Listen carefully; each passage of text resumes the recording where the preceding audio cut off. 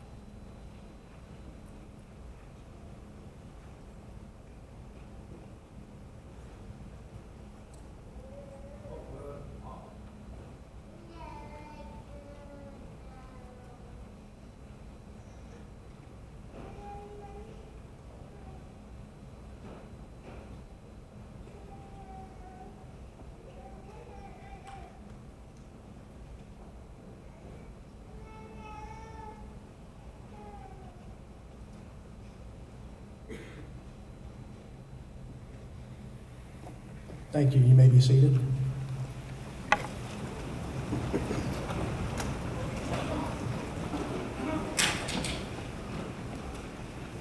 Suffolk Fire and Rescue Chaplain Alan Lancaster will now deliver our invocation. Someone wisely said that life can be looked at as dots and dashes. There's two dots that all of us will have. Each of us right now can name the first dot is our date of birth. And then none of us here knows what the last dot will be. That'll be our day of departure. But in between the dots are dashes. Tonight we're looking at a dash that's been chosen by this class to enter into this honorable profession of being a firefighter, and that's a dash that will always be looked upon with great esteem. So I'm honored just to be able to pray for each of us tonight as we go into this ceremony. Would you join me, please? Our gracious Heavenly Father, without you, this graduation would be just an event, but we invoke your presence to bless all that is said and done in the ceremony. We thank you for each graduate and all the staff who gave so much for their training. As this few become blue and take on the full-time work of a firefighter, we pray for your hand to sustain them. As their eyes have to see what tragedy can bring, as their ears have to hear the cry and the moan of death and dying, as their arms have to lift bodies that are sick and injured, as their tongues have to tell bad news to a family member, as their legs have to carry heavy equipment into the flames of fire. Help them to realize your presence to bring good out of bad. Give them hearts that will not grow callous and weary, as your word admonishes us to not grow weary in well-doing. Help us all to focus on Jesus Christ, who willingly came to rescue us and to save from the eternal fire of separation. Remind us that you hold every breath of mankind in your hand, and one day you will take away all tears, and the last enemy to be destroyed will be death. Lord, we thank you for the gift of life and for all you give us each day, and I pray these things in the name of the Lord Jesus Christ. Amen.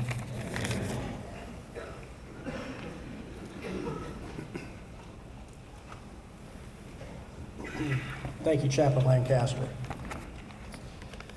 I'd like to take a moment to recognize our special guests, and I have a list here, and I will offer an apology ahead of time if I've missed anyone. With us tonight from Suffolk City Council, we have Councilman Mike Duman, Councilman Roger Fawcett, Councilman Tim Johnson, and Councilman Lou Ward. Also from the City of Suffolk, we have our City Manager, Mr. Patrick Roberts, Deputy City Manager Scott Mills and family. We have, of course, Chief Michael Baraki from the Fire Department with us. We have retired Battalion Chief Durham from Suffolk Fire and Rescue. Our constitutional officers of the City of Suffolk, we have Mr. Randy Carter, Clerk of the Circuit Court, Ms. Susan Draper, Commissioner of the Revenue, and area fire chiefs. From the City of Chesapeake, we have Chief Ed Elliott. From the City of Portsmouth, we have Chief Jim Hoffler and also Battalion Chief Chris Riley. And we have also with us the Operational Medical Director for the City of Suffolk, Dr. Wenzel. Thank you, sir, for joining us. From the La Crosse Fire Department, we have Chief Mike Clark. And where is Chief Taylor? Chief Taylor, retired Fire Chief, City of Suffolk. Good to see you, sir. Okay. At this time, firefighter Mark Johnson will now pay tribute to fallen heroes.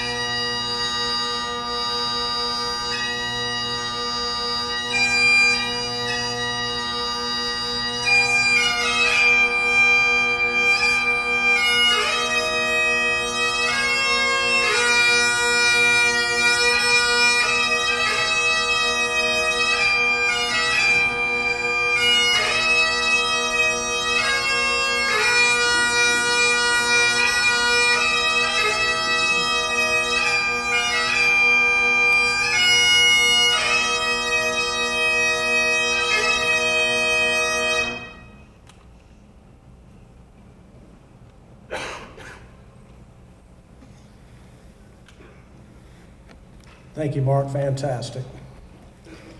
At this time, I ask Suffolk Fire and Rescue Chief Mike Baraki to please come forward and provide opening remarks.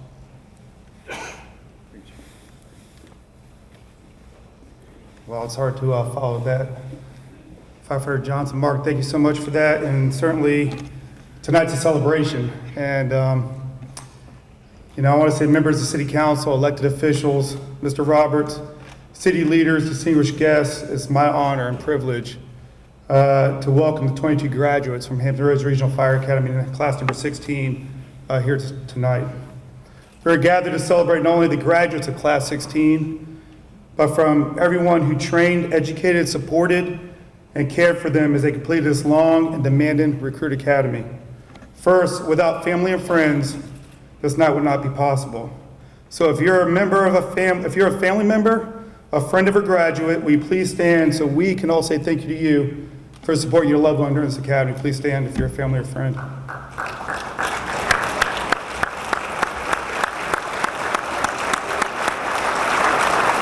Class 16, stand up and say thank you.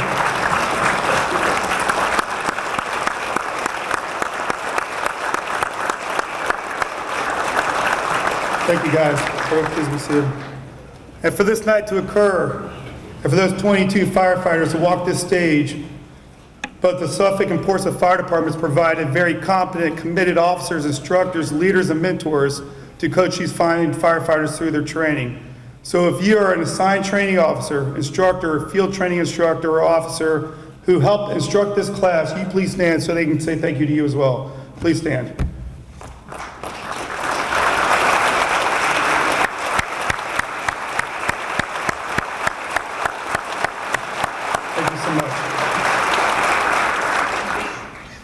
For the graduates of class 16, I remember March 5, 2019, when y'all came together for the first time and had your city orientation. The manager was there. And guess what I thought at that time? Oh my God. What have we got ourselves into? And our fine HR staff is here when we hired these yo-yos. So I was like, why? What's going to happen?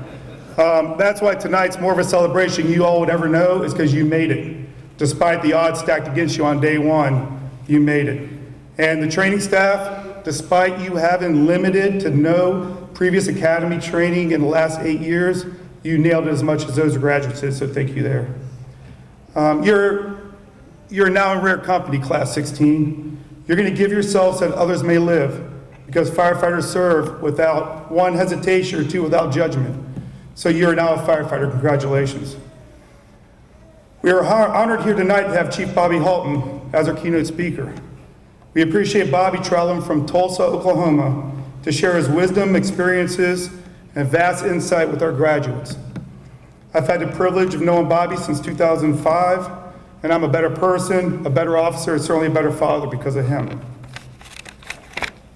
To put into context of who Class 16's keynote speaker is, consider if we could have General Colin Powell, Morgan Freeman, Jimmy Fallon, and Peyton Manning here on stage, each with the opportunity to provide their speeches to inspire the graduates, discuss pride, honor, commitment, and service, the value of team and hard work, while providing funny anecdotes and humor, while keeping our attention with every word. Well, we did just that. Chief Halton encompasses General Powell's leadership, dedication, and respect of history. Morgan Freeman's commitment to using his fame to assist others while always giving back to his community. Jimmy Fallon's humor, wit, and improvisation. And Peyton Manning's relentless work ethic and desire to coach others to get the most out of each team member. You see, Chief Halton is considered the nation's fire chief. He's a leader, a student of history, and he always gives back to firefighters and inspiring leaders. And he has a great sense of humor, and he's very witty, right, Ted? We learned that last night. And trains, facilitates, and educates thousands of firefighters each and every year. So class 16, you have the best of the best speaking here tonight, including myself and Chief Dickens and Chief Ebro. So I want you to stand right now and show a little respect to Chief Halt and give him a round of applause. Go ahead and stand, guys. There you go.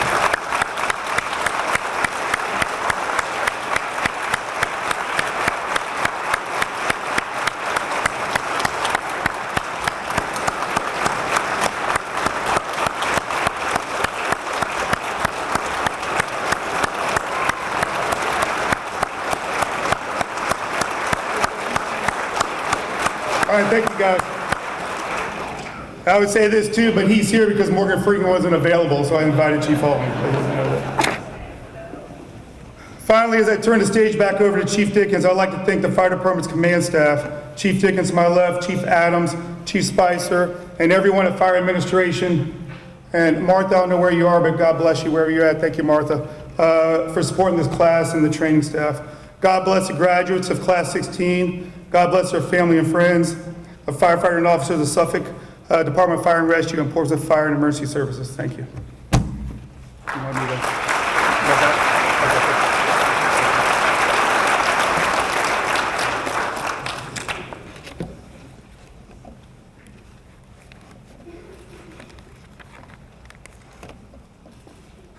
Thank you, Chief.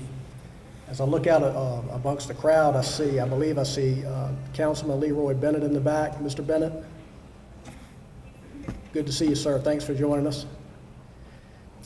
Our mayor, Mrs. Linda T. Johnson, is not able to join us this evening, as she is attending to official business out of town. So at this time, I'd like to ask Suffolk City Manager Patrick Roberts to please come forward and offer remarks.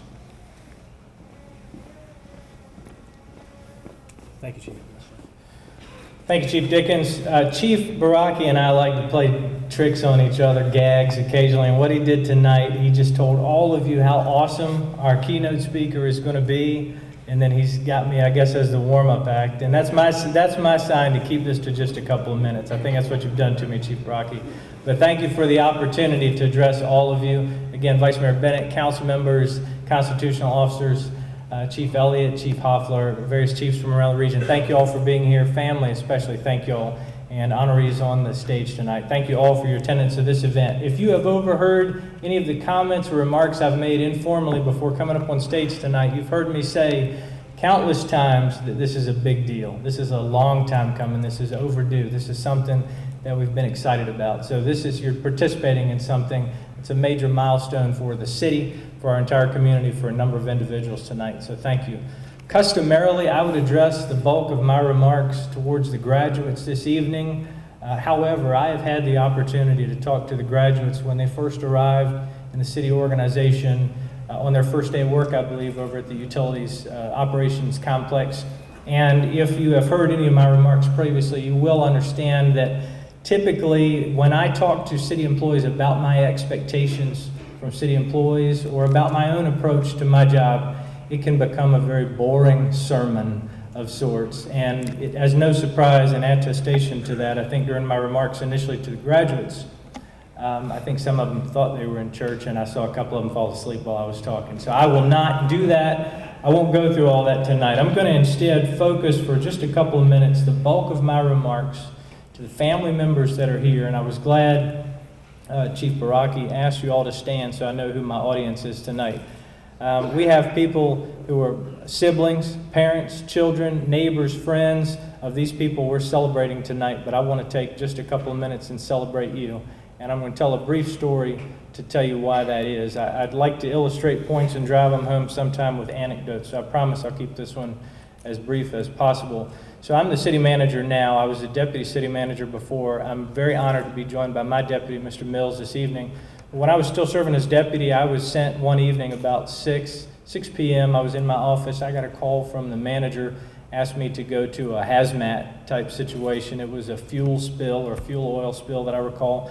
It had the potential to be a very routine event, but it also had the potential, where it was located next to a body of water in a densely populated area, it had the potential to be one of those things that turns into baby ducks floating upside down on the TV news at 10 o'clock and a lot of upset neighbors. But in all, at the end of this story, you'll realize there were no animals harmed. It got under control very quickly, so no wildlife was harmed in the making of this story. But the thrust of it, I will tell you, is when I got there and the city manager said, go there just in case we've got to spool up any civilian resources, in case we've got to take this to the next level of incident management.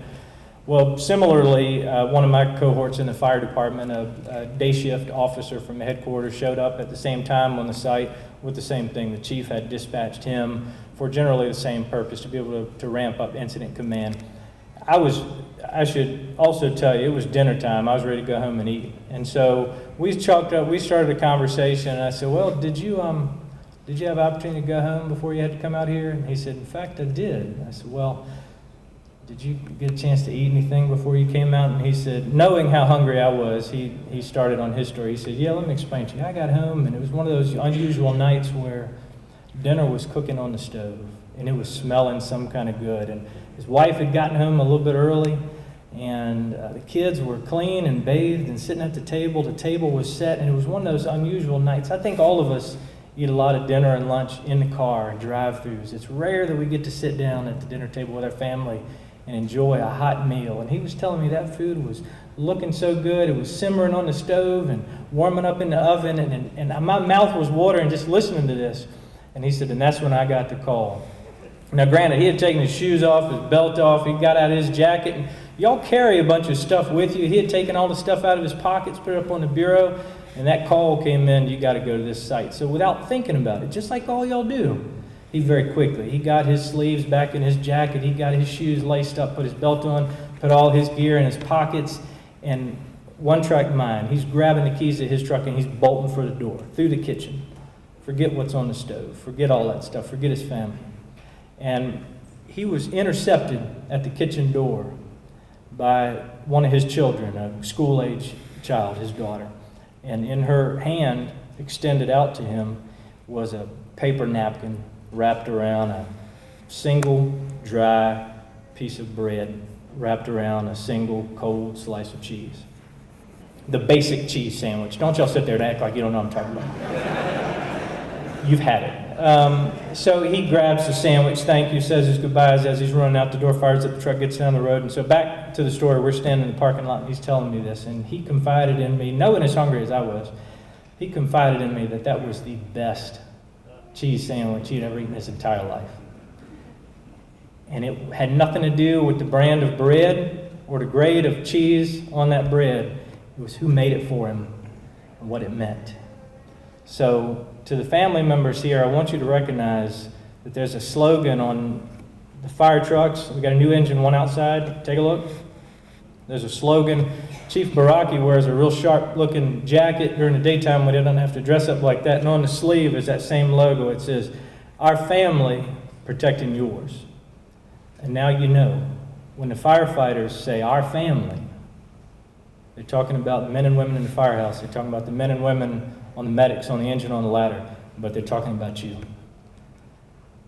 All of the sacrifice that these graduates have put in over the last several weeks, they have fought hard to get here. They have pushed hard to get here. They've been pushed hard to get here, but you've pushed too, and you've pulled, and you've supported, and you've given love and support. And you're part of the family, and I thank you for that. If you don't hear that enough, I need you to hear that from the city tonight. Thank you.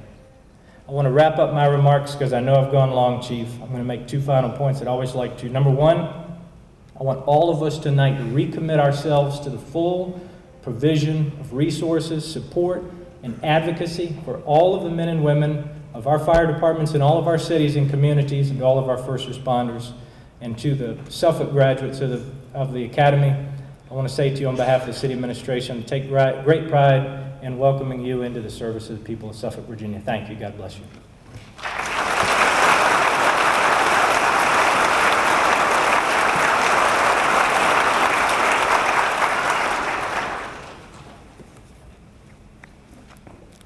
Thank you, Mr. Roberts. We appreciate you, your staff. Madam Mayor, not able to join as city council members. We can't do anything that we do without your support. And it is very clear to us, and has been for quite some time over the years, that you are dedicated to us and support us in everything that we need. So thank you very much. It really means a lot. Ladies and gentlemen, we have quite a treat for you this evening. Our keynote speaker is Chief Bobby Halton. Chief Halton is currently Editor-in-Chief of Fire Engineering Magazine and Education Director of the Fire Department Instructors Conference. Chief Halton is a native New Yorker and began his career in structural firefighting with the Albuquerque, New Mexico Fire Department, and rose through the ranks to include Chief of Training. Chief Halton was Chief of Operations until his retirement from Albuquerque in 2004. He then became Chief of the Coppell, Texas Fire Department. Chief Halton left Coppell to assume the duties of editor-in-chief of Fire Engineering magazine. Chief Halton is a graduate of the University of New Mexico, left a member in good standing with the International Association of Firefighters, is a member of the International Association of Fire Chiefs, and has served on several of the National Fire Protection Association technical committees. He is active with the National Fallen Firefighters Life Safety Initiatives. Chief Halton has done extensive speaking and training for the fire service in the United States, Canada, and internationally. Ladies and gentlemen, please join me in welcoming Chief Bobby Halton.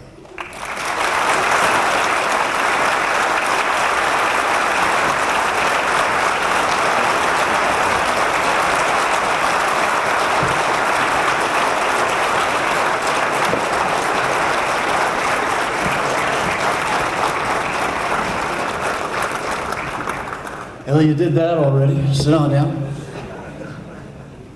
Chris, does that sound good? You good, Chris? Chris? I'm going to push this forward a little bit. You always got to check your sound. I learned that. Sorry about that.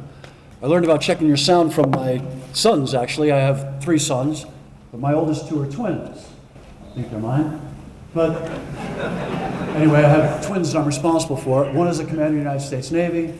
He's currently at Joint Air Force Base Andrews. But when they were little guys, Grandma and Grandpa used to come into town, and they would stay.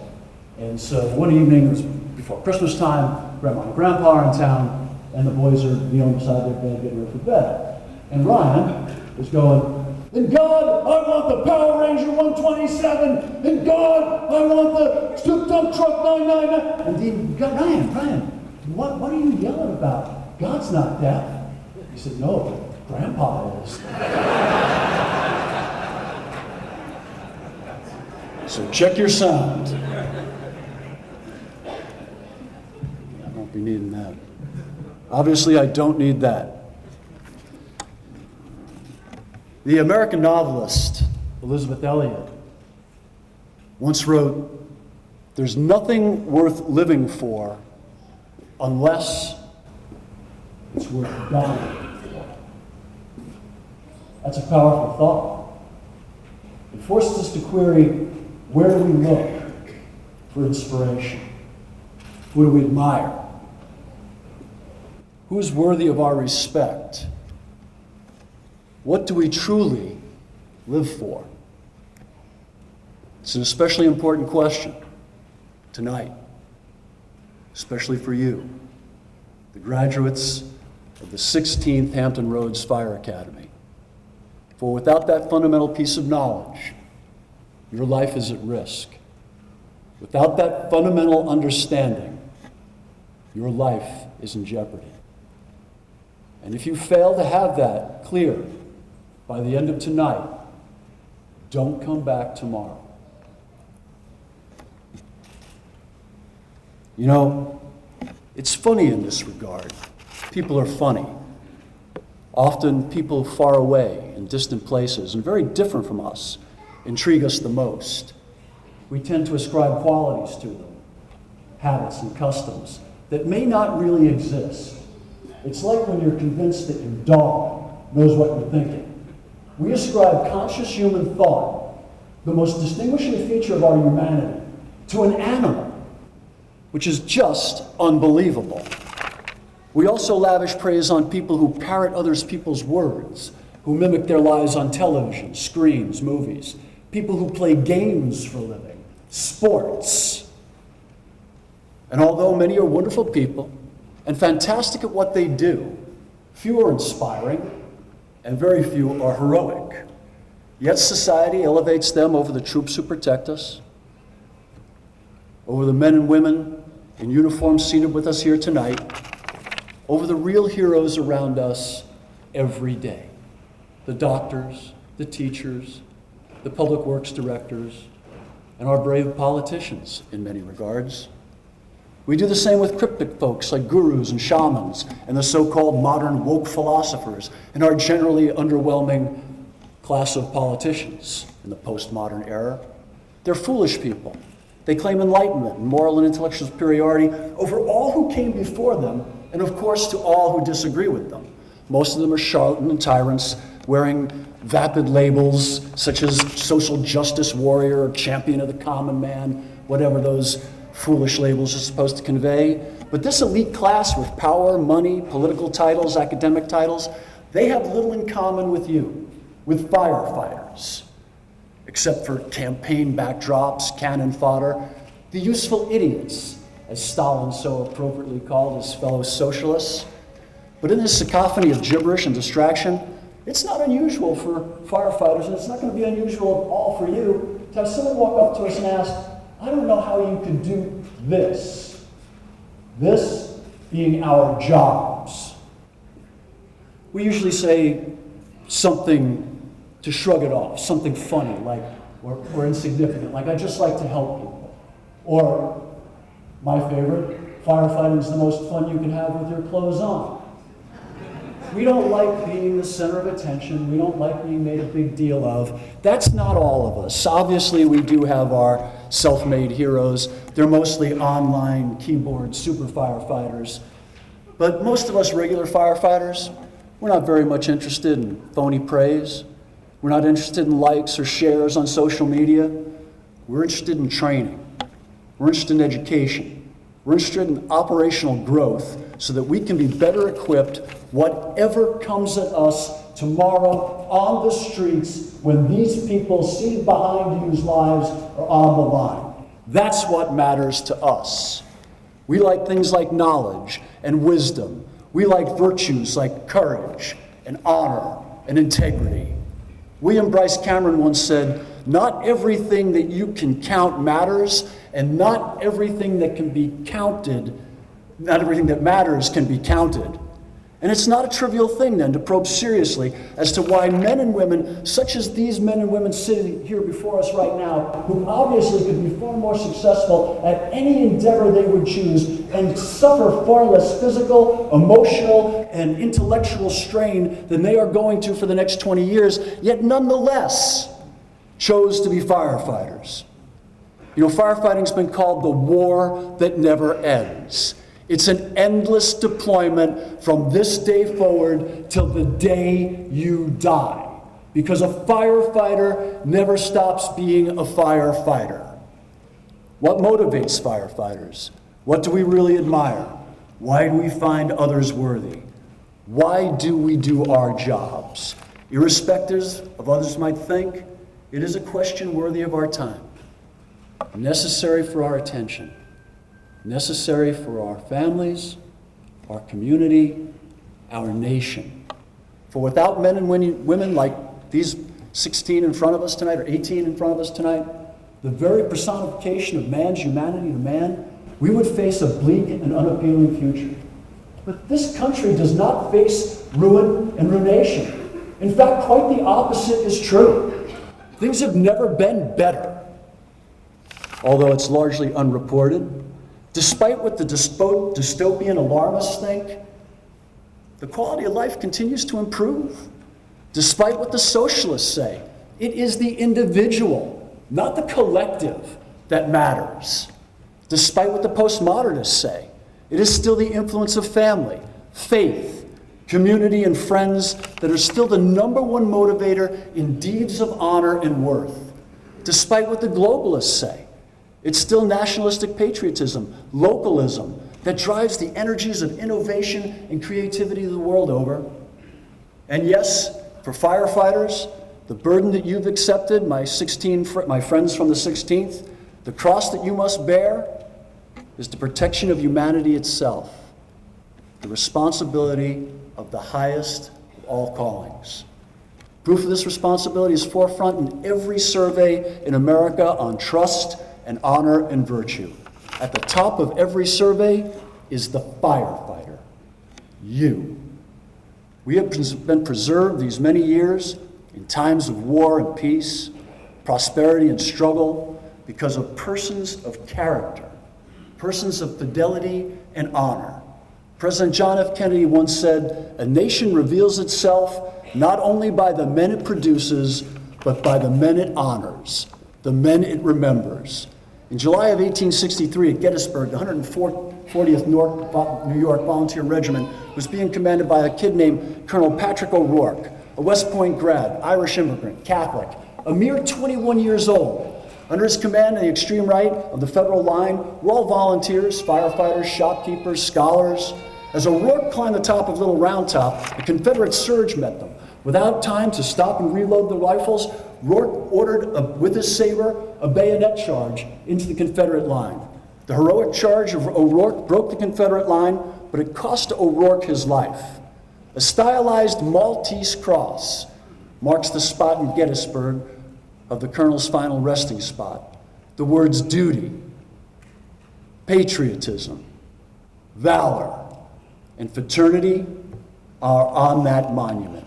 Now, on the extreme left of the federal line was the 20th Maine.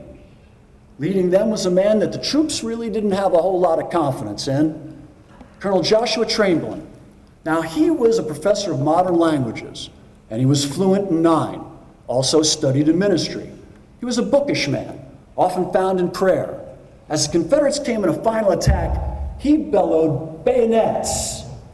And his men fixed bayonets and charged. Stunned by the ferocity, they were able to hold their end of the line. There were 2 bayonet charges that fateful day, O'Rourke and Chamberlain. For his heroics that day, Chamberlain was given Lee's formal surrender of arms at Appomattox. O'Rourke and Chamberlain were scholars. They were patriots. They were pious men leading volunteers, shopkeepers, tradesmen. They did it for God and country. 7 decades and 8 years later, in December of 1941, our Navy is just off the coast of Tarawa. Tarawa was a little atoll about 2,000 miles southwest of Hawaii. Tarawa was the most heavily fortified atoll in the entire war. There was a Japanese admiral, Shayabeski, who said that the Americans could not take Tarawa with 1,000,000 men in 100 years. Now, Tarawa was an island crisscrossed with defenses, hundreds of pillboxes, light tanks, light machine gun artillery, you name it, the Japs had it on that island. The beaches were naturally ringed by a shallow reef, and they were covered with barbed wire and mines. In command of those Marines was Major Henry Jim Crow, shotgun-carrying, cigar-smoking Marine. Second in command was a fellow named William Chamberlain, college professor, bookish man, who the men really didn't have very much confidence in. Chamberlain joined the Navy ROTC in 1936 in Dartmouth, graduated the valedictorian. In 1938, after getting his doctorate from Northwestern, he went on to become a professor of economics, called to active duty in 1940. Now, the attack plan for Tarawa fell apart pretty quickly, as most attack plans do. Weather prevented the landing crafts from getting in very close. Japanese coastal guns pounded the snagged vessels, cut down the Marines as they had to wade in hundreds of yards through chest-deep water, while the Japanese just poured hell down on them. The assault path to the lagoon soon became completely clogged, couldn't get through it because of the floating bodies of our dead Marines and our disabled landing crafts. On the second day, the conditions did not improve. Again, our troops had to wade through chest-deep water. They estimated by the end of the first day, 1,500 Marines had lost their lives.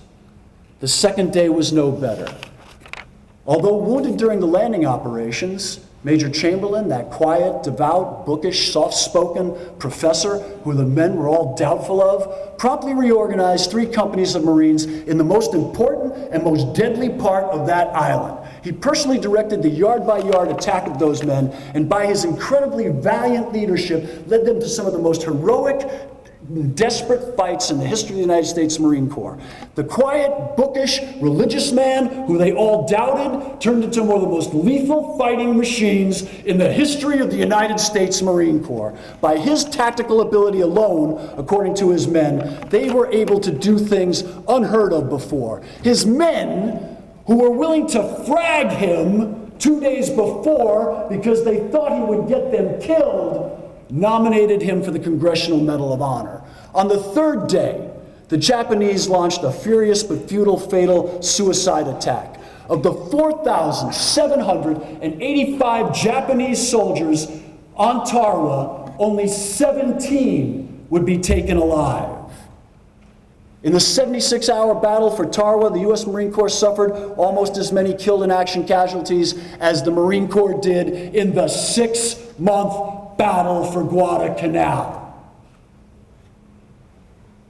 The Chamberlains, they were family men. They were pious and devoted, leading volunteers, ordinary men. They knew what they were living for. They proved that they felt it was worth dying for. The American Legion has summed up in 4 words what motivates selfless acts of valor. For God and country. To the Legion, service to God is service to country, and service to country is service to God. For God and country is a phrase that we grew up with here in America. It explains why countless thousands of patriots have joined the armed services, the fire service community, and our law enforcement community. But lately, an intolerant few who want everyone to act and speak exactly as they do are trying to silence the American society, silence the fire service from expressing our love of God and country. Well, we agree with Elizabeth Elliot that some things are worth dying for. We would add that anything worth living for is worth fighting for. Anything you truly love is exactly what you live for. And among those things we love are our fellow citizens. Our mission is to protect their lives and their dignity. Among those things we love is this beautiful country, and our mission is to protect its land and its natural treasure. Among those things we love are our freedoms and our liberties. Our mission is to ensure that all citizens can go about the pursuit of their happiness, knowing that we are ever vigilant, on watch to be there should they need us. Among those things we love are the gifts of divine providence, which has been bequeathed to this nation, the gifts of prosperity and generosity, the gifts of deliverance and forgiveness, the gifts of liberty and responsibility. Tragically for our nation, and increasingly, these intolerant few want us to accept things that we have known for centuries as true to be false, now simply because they say so. They demand that we not speak of God. They demand that we not speak of America. They say to do so is offensive. They say to do so is hurtful. They insist on controlling our language, our thoughts, and our lives. They have tried to stop me from speaking of God in America, and they will try to stop you. But we are not intimidated, and we will not comply, because we know to do so would be wrong. It was John Adams who said our Constitution is made only for a moral and religious people. Firefighters have no problem expressing our desire to live as obedient persons, but obedient to God, subservient to the wisdom of our ancestors, and never kneeling to the authority of the ever-changing whims of political and social media arrived at yesterday on some podcast. That's not wisdom, that's folly. It should be noted that God and country represents all the various constructs of the ultimate good, the God of nature and nature's God, the spiritual connection of humanity, a higher power, a mystic belief, not a specific theology. And country represents our home, the actual land where millions of our forefathers are buried, our states, our families, our neighbors, our towns, the very collection of people and places that make up our nation as a living entity. Firefighters understand what it means to have faith and spiritualism. On May 14th, the United States Supreme Court Justice Clarence Thomas said the following. He said, "My words will perhaps seem somewhat vintage in character rather than current and up to date." He said, "In that context, I admit to being unapologetically Catholic, unapologetically patriotic, and unapologetically a constitutionalist. Like Justice Thomas, we tend to be exceptionally proud of our firefighters. We tend to be exceptionally proud of our nations, whether we're American or French or Mexican or Japanese. We tend to be patriotic in our love of our homelands. We tend to feel that our country is the best, that our firefighters are the best. And of course, we know the Americans are. But we also tend to hold fast to our faith because it buoys us in dark times. It guides us in uncertain times, and it reminds us to be humble and kind and forgiving. Maybe it's because we deal every day with the uncertainty of life, and we recognize how fragile it is and how fast it can all be taken away. We know that life isn't fair, that bad things happen to good people, and sometimes there's absolutely nothing you can do to change that outcome. Now, some people would call us simple because we love America and what she stands for. Some people would call us stupid because we believe in a powerful and loving God without being able to prove it. But 2 days before Christmas in 1991, Ladder 43 arrived at a fire on 103rd Street, New York City. People were exiting the front fire escape. Folks, smoke's coming out the front door. A young firefighter from Ladder 43 was told to take the roof position. On the roof position, he's met by screaming civilians who are pointing to a guy about to jump out of a fifth-story window. He looked over the rear. He could see heavy smoke blowing out of 3 windows on the third, and then he could see fire blowing out of another 2. On the top of a fifth-story window is perched this young man named Pablo Martinez, hanging out over the lintel, about ready to get to jump with heavy smoke blowing out on him. Firefighter grabs his radio to call for help. He runs over to the bulkhead doors. These are the big doors at the top of the buildings in the city. He pops both of them to allow for residents to escape from the inside. He calls for help on the radio. He's opening the doors. He's going to get his rope ready because he's going to do a rope rescue. He's going to lower himself down. He's joined on the fire by another firefighter named McCain, Johnny McCain. They size up the situation. The problem was the only object of any mass that they had was going to lower him right over the venting fire. So they took a hook. Sorry, civilians. But they took a hook and they jammed the hook into the parapet and they tie off. Now, knowing full well that any slip of that hook is going to plunge the firefighter 5 stories to his death below. Despite the overwhelming odds, the incredible risk, the young firefighter ties himself off, and with just McCain on the roof and a flimsy little 1/4-inch wide pike pole, starts lowering himself down towards the trapped civilian through the blinding smoke. Now Pablo sees the firefighter coming in closer, and in his panic, he jumps into his arms. So now he's dangling 40 feet in the air with a 160-pound man in his arms, 3 windows blown out, fire blowing on him, smoke blowing on him, and hanging there for dear life while his fellow firefighters keep lowering him to the ground. All of the officers present entered it into the log, every single one, that the only thing that kept those windows from blowing out and not killing Pablo and the firefighter was their prayer. They put it in the official log. Both Pablo and the firefighter were transported to local hospitals for burns and injuries. For his incredible courage in the face of overwhelming odds, firefighter Mike Dugan would receive the Gordon Bennett Award. It's the highest award for valor in the FDNY. 3 years later, he would again be honored by the FDNY with the Archer Medal, which is only given out every 3 years to that firefighter whose courage, whose dedication, whose bravery stood out over the last 3 years as the bravest of the brave in the FDNY. Mike Dugan is a devoutly religious man, a family man, a bookish man, an intensely loyal friend, and a devoted patriot.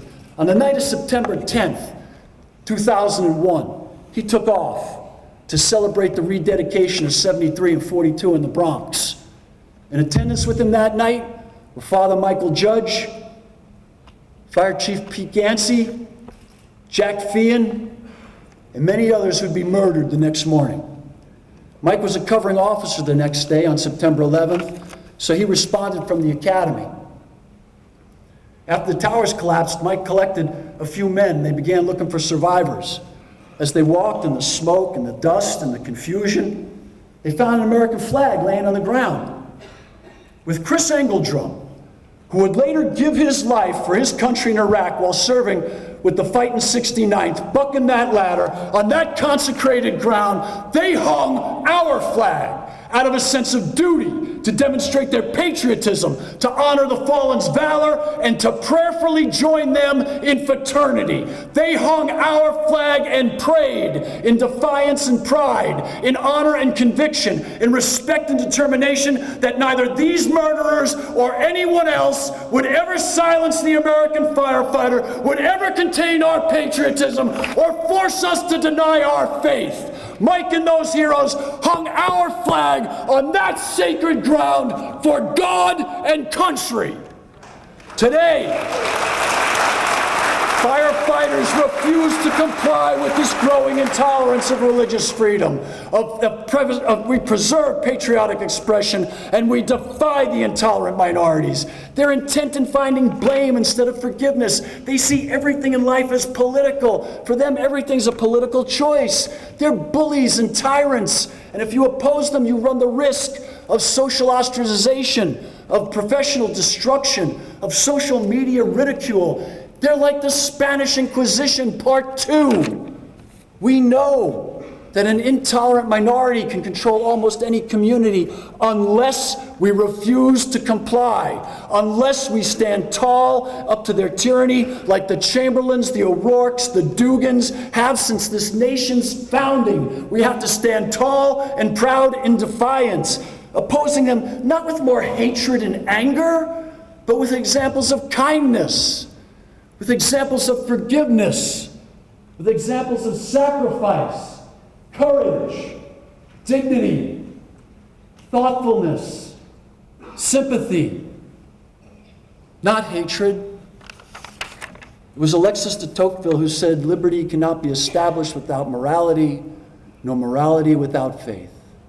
Franklin taught us that virtue requires faith, and faith requires freedom. Firefighters in this war that never ends strive unceasingly to protect anyone when they find themselves in danger, regardless of race, gender, politics, religion, any other consideration except humanity. In all our endeavors, it's only about humanity. The protection of humanity and the preservation of its endeavors, that's our fundamental principles. Firefighters are vintage in character. Not all of us are very religious. Some of us aren't very patriotic. But we are all fierce defenders of those who are. President Kennedy was right. A nation does reveal itself not only by the men it produces, but by the men it remembers, by the men it honors. Later in life, Major Chamberlain of Tarwa fame, he was sitting with his grown son inside a darkened movie theater. They were watching the movie The Sands of Iwo Jima, starred John Wayne and Forrest Tucker. As the movie went on, he kind of grabbed his son's hand and he said, "Why are we making heroes out of all of these people when real heroes are all around us?" My friends in the 16th, you're now part of the rhythm of history. We are firefighters, but we are also an amazing collection of tradespersons and academics from the entire spectrum.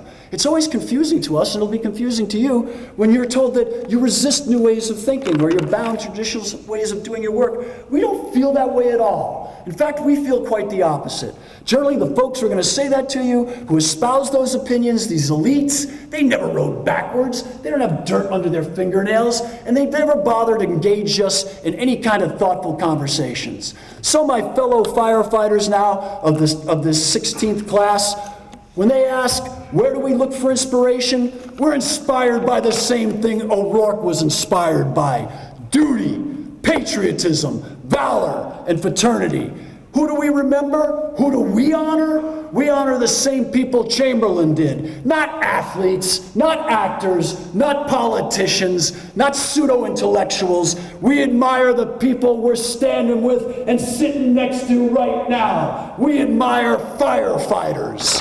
Men and women who seek no recognition, who seek no power or fame. Real heroes whose very presence here today, the very only act you ever have to do in the fire service to prove you're worth anything, is what these young people are doing today. Raising your hand. That's the only act of courage we ever expect from you. The rest is just doing your job.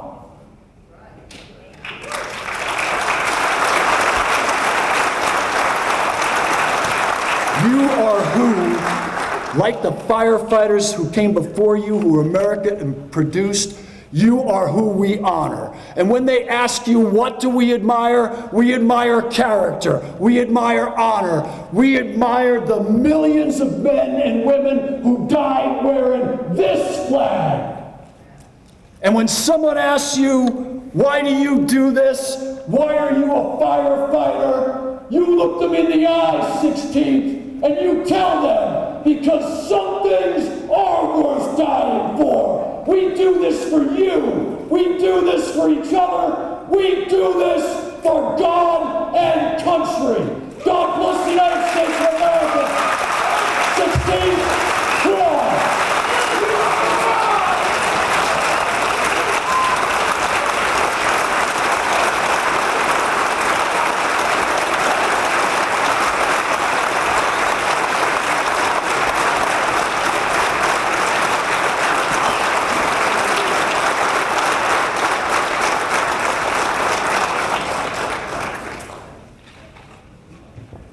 Any questions?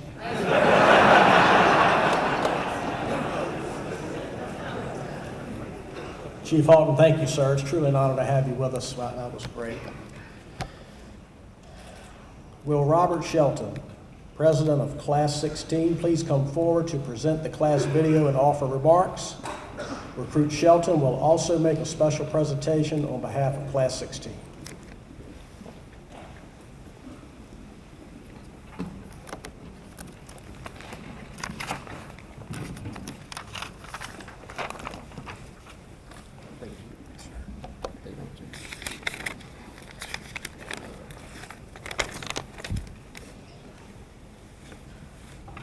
There's a whole lot of y'all out there. Whew.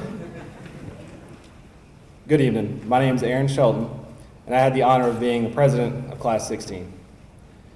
Thank you all for being here this evening. Your presence means a lot to the graduating class. You may have talked to your loved ones about what we've done for the last 11 months, but we've compiled a collection of pictures and videos to give you a better idea.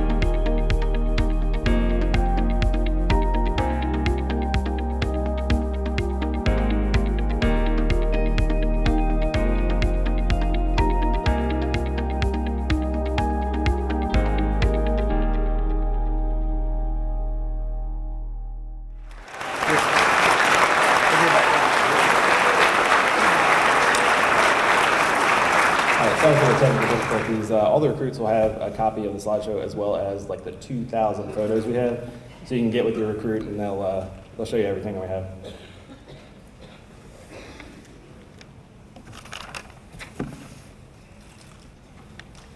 The class before you has embarked on a long, arduous journey. We've met and overcome many obstacles. Throughout it all, in the heat, the rain, and the smoke, we pulled through with the support of our families, Suffolk Fire and Rescue, but most importantly, each other.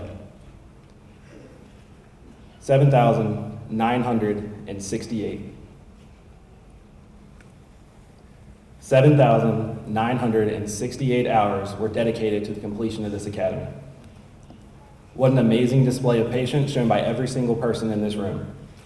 From the families who helped us study, to the firefighters who filled overtime waiting for us to hit the floor, and to the recruits of Class 16 who fought tooth and nail for 332 days to make it to this moment.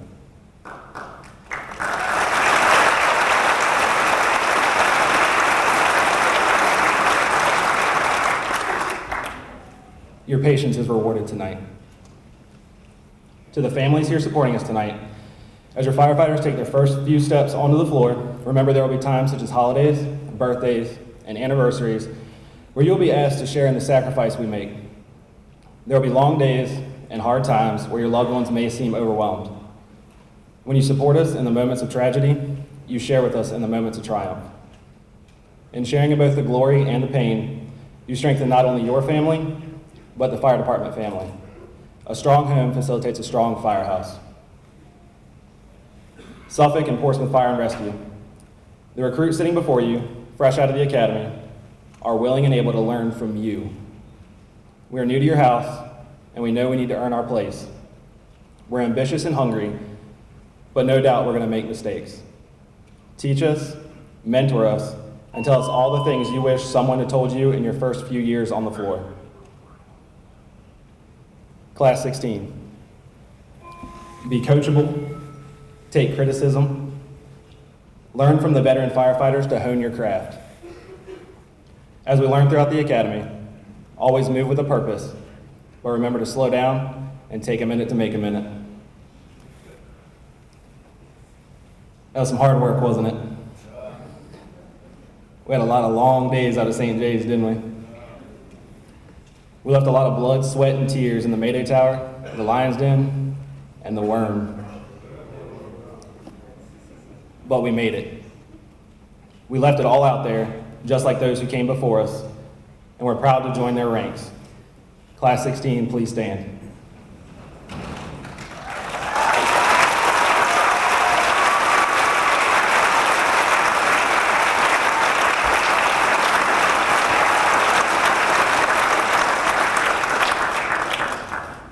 Congratulations to each and every one of you.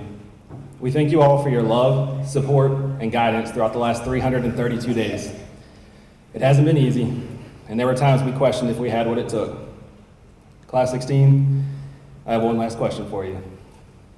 Do you love it? We love it! Thank you.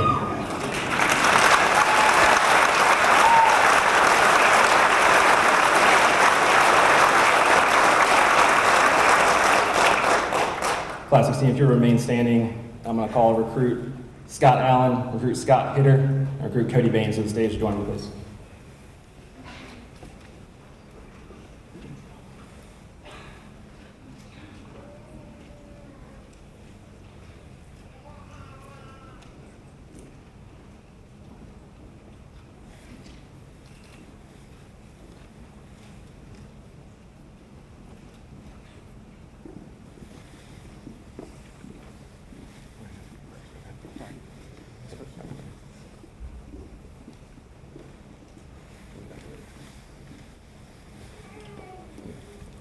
Chief Halton, on behalf of Class 16, please accept this token of our appreciation for taking the time to come and speak to us today.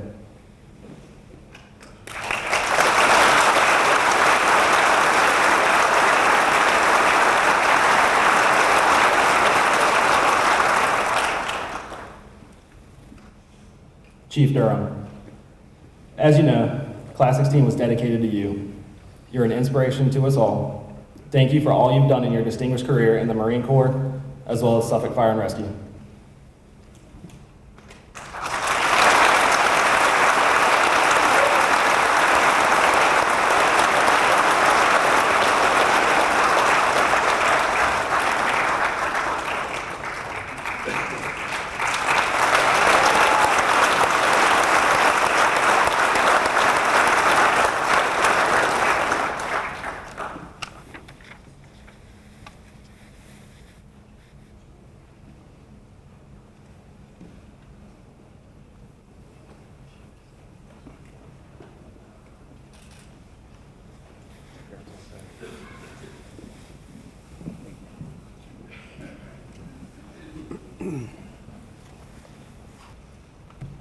Thank you, gentlemen.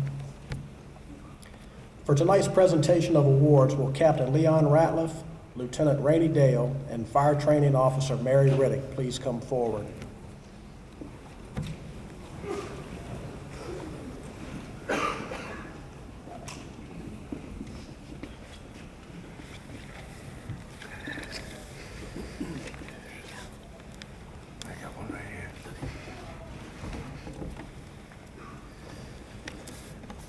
Good evening.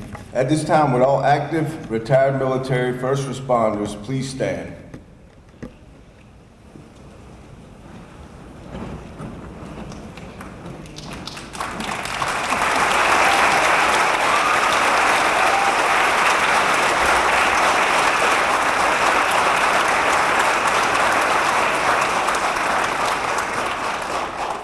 Thank you. You may be seated.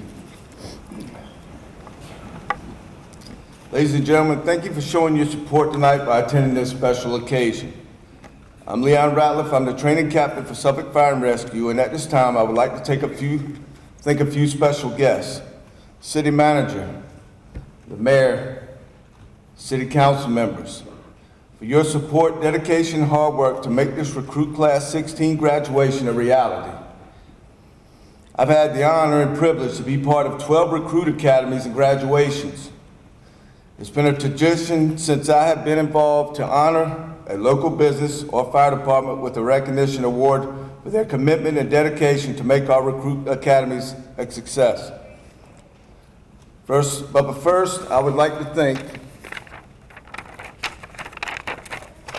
Suffolk Fire and Rescue, Portsmouth Fire Rescue and Emergency Service, Franklin Fire and Rescue, Virginia Beach Fire Department, Virginia Beach Department of Fire Programs, Virginia Office of EMS, Norfolk Fire and Rescue, Hampton Fire and Rescue, and Chesapeake Fire Department.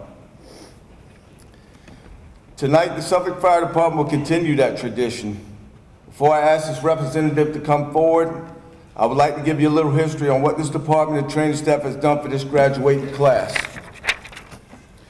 On September 23, 2019, Virginia Beach Fire Department and the training staff graciously allowed 22 recruits and instructors to participate in a 24-hour shift day at a busy fire station.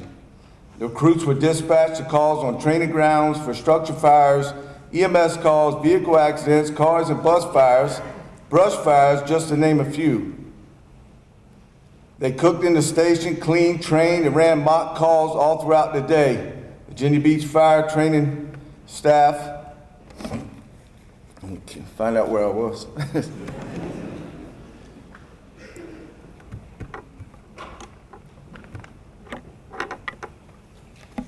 Okay. Virginia Beach provided car buses and then moved a stage bus and cars with heavy equipment throughout the 24-hour period. It was truly a team effort to pull this day off, and it wouldn't have been possible without the sacrifice and camaraderie of the Virginia Beach Fire Department and their dedication to the Training Bureau. Captain Baraki and his staff not only stood with us and guided us in the process, but were true mentors to our training instructors throughout the burn week, shift day experience, and throughout the Fire Academy. At this time, would Captain Joe Baraki please come to the stage?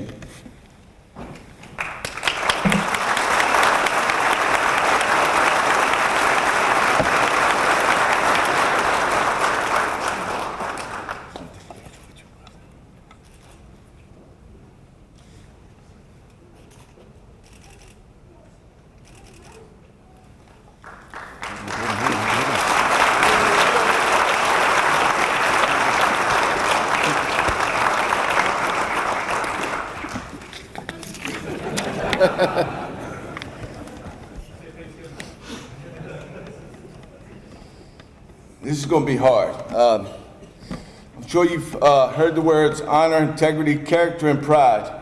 In the fire service, they're not only words, they are core values that we stand for and live by. Chief Durham, you've always held these core values to the highest standards. Most of the Suffolk Fire Departments either work with you or is trained by you. You have left a legacy not only in the Suffolk Fire Department, but in the fire service that will live on forever. You will always be that hard charger motivator who leads from the front. I've heard this said many times. This saying fits your legacy. I want to leave this place in better shape than I found it. You have accomplished your mission. We are a better fire department because of you. And we thank you. Would y'all please stand and give him a round of applause?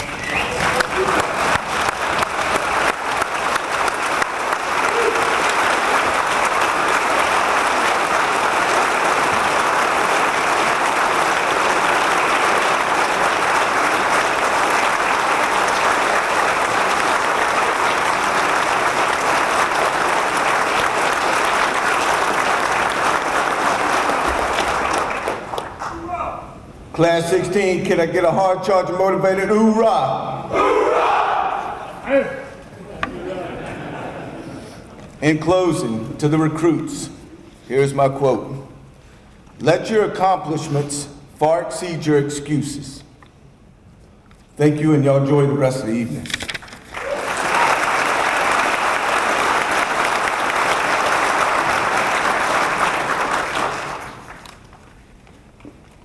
Would Brian McIntosh please come to the stage?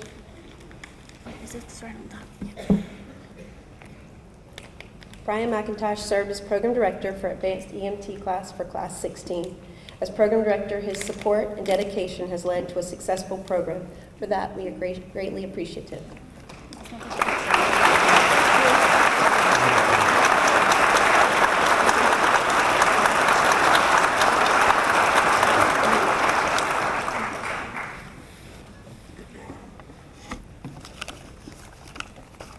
All right, tonight is y'all's night, okay? Tonight is your night.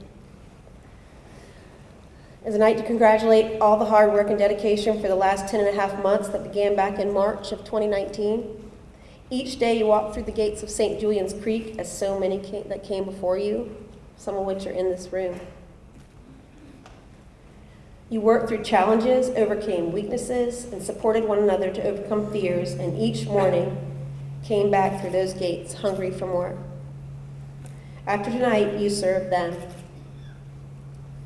Class 16, you were a class of service, coming together to support a firefighter whose home was damaged in a storm, honoring those that came before us at the retirees' breakfast, 9/11 memorial stair climbs, supporting a firefighter whose wife was battling cancer, participating in 5Ks to support Kennedy's Angel Gowns, all of these near and dear to our hearts, and supporting your brothers and sister recruits in loss and in triumphs. The character and integrity that you have all shown in the last 10 months speaks volumes on the men and women that you are. To our amazing training staff, co-coordinator Mary Riddick, lead instructor Brian Grasser, instructors Ed Tuck and Joe Jarman, your knowledge and dedication shared with these recruits will leave an impression for their entire career, and words cannot express my appreciation for each and every one of you. To Deputy Chief Dickens, Captain Ratliff, Kim Barrett, and Lieutenant Drake, and all of operations and administrative staff. This was truly a team effort, along with human resources from the start to finish. Our entire department took accountability and honorably assisted throughout the academy process. Virginia Beach Fire Training and Chesapeake Fire Training, thank you for your mentorship and sacrifice. Portsmouth Fire, Navy Region, Chief Holt and Glenn Turner of Franklin Fire and Rescue. Your assistance was so appreciated. To operations personnel in Suffolk Fire and Rescue and Portsmouth Fire, these 21 recruits from Suffolk and 1 Portsmouth recruit will be in your stations in the very near future. It is in your hands now to be the mentors that you wish that you had. These 22 recruits are ready, willing, and able to learn and grow and take a place in the long, honorable tradition of the fire service in this brotherhood. Guide them, push them, invest in them, because they are ready and they are hungry to serve. Class 16, I am so proud of each and every one of you. It has absolutely been my honor to be your coordinator in this academy. Never forget the reasons that you wanted a career in the fire service, the challenges you overcame together, and the sacrifice of those that came before you. Never take it for granted that it is their boots that you're filling. I shared a quote with you at the beginning of fire school. Soon, when all is well, you're going to look back on this period of your life and be so glad that you never gave up. Well, here you are. Own it.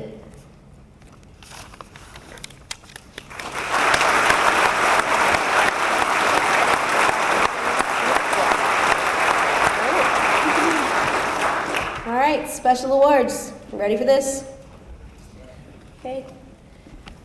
This award is for valedictorian for the entire Hereford 16 Academy to include EMT, Fire Academy curriculum, and the Advanced EMT program. This recruit managed to maintain the top average for all 3 portions of the academy. Not only did he excel academically, but he also assisted his classmates with study groups and did an exceptional job serving as class president for Hereford Class 16. We are honored to present this award to recruit Shelton.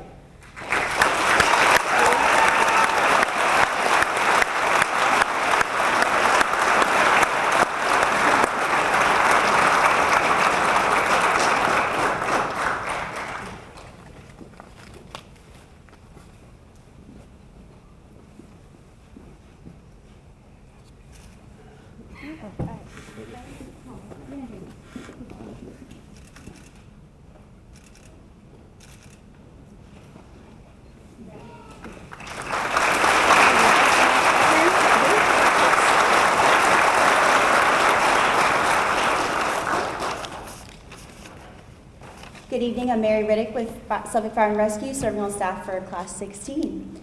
I have this distinct pleasure of presenting the award for physical fitness and fire skills. The Physical Fitness and Fire Skills Award is based on the combined results of a 2-mile run and the number of push-ups and sit-ups that a recruit can complete in 1 minute. The Combat Challenge consists of a fire skills course in full turnout gear and SCBA on air, along with fire skills assessment throughout the Fire Academy. This was a highly competitive award with several recruits vying for this top spot, with results very close between them. It was very difficult. This recruit consistently improved on all PFT and Combat Challenge assessments throughout the academy to earn this spot. He earned it. We are honored to present this award to recruit Cody Baines.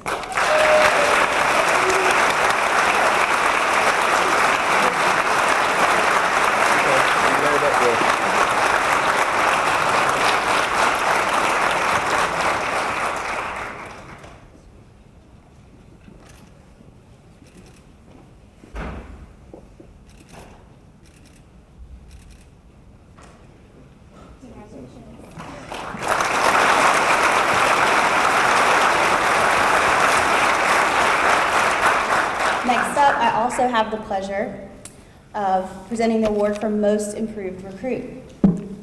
From the moment that the instructional staff met this recruit, it was evident that they were quite unique. It wasn't until we began to progress through fire school that we truly got to see the determination, integrity, and heart that this recruit possessed. It was quite an honor to witness. As a recruit Class 16 knows, we do not tolerate excuses. Fire school is designed to be grueling because the real world is even more challenging and we are not afforded second chances in this profession. With this recruit, there were no excuses. Never a plea for an easier way out, no quit, they never stopped asking for more reps, and never stopped asking questions. I mean, they asked a lot of questions, a lot. But that fact, let me be clear, the academy was not easy for this recruit, but that fact was never something they would bring up. I feel I can speak for the entire staff when I say this was a clear choice. I offer my congratulations, and I ask that recruit, Masha, register, come and accept the award.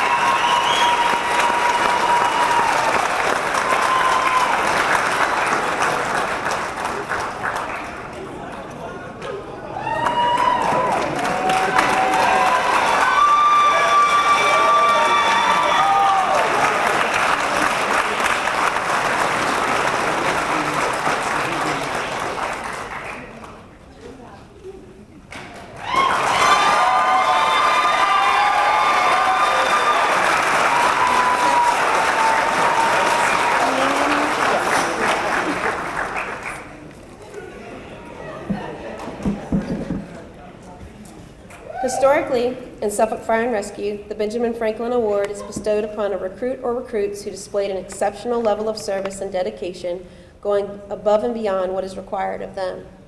This award is being presented to 2 recruits who displayed this.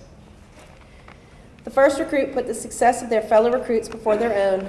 This recruit came in from day one with a positive attitude, provided assistance to their classmates throughout the EMT and advanced EMT program, and excelled in fire school in both the classroom and on the training ground.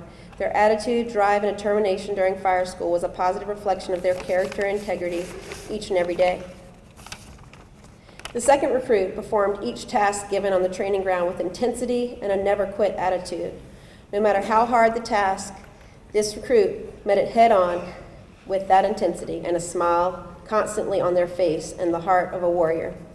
During SCBA week, they stood strong and provided an extra push and support to those who struggled. They were the first to volunteer to try new fire skills and the last to leave their classmates before the skills were complete. This recruit put the needs of their classmates before their own, but met every fire school and task, competing against herself for constant improvement and proficiency. We are tremendously honored to present the Benjamin Franklin Award to recruit Adam Fishbach and recruit Raquel Webby.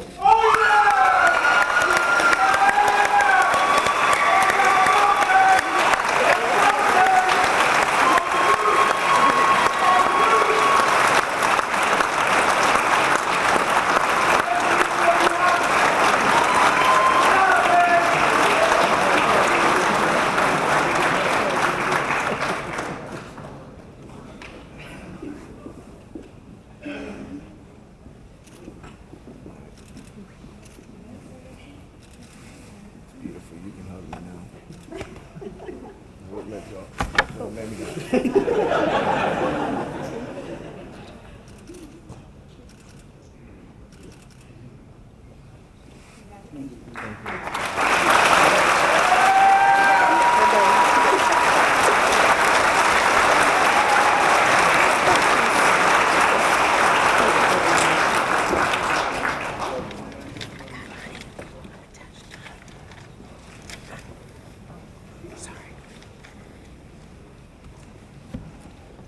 Okay. Captain Ratliff, need you to come forward, Lieutenant Dale, and Training Officer Mary Riddick. I think she's already slipped out, to bring her on back in here. I need y'all to stand front and center. Here she is. Yes, ma'am.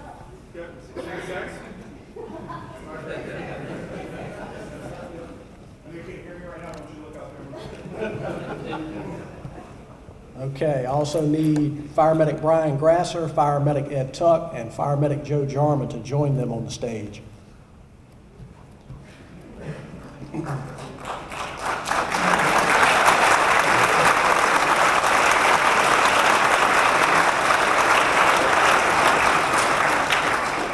And I'd also like to introduce to you Deputy Fire Chief Ted Adams, our Deputy of Operations. Would you please come forward, sir?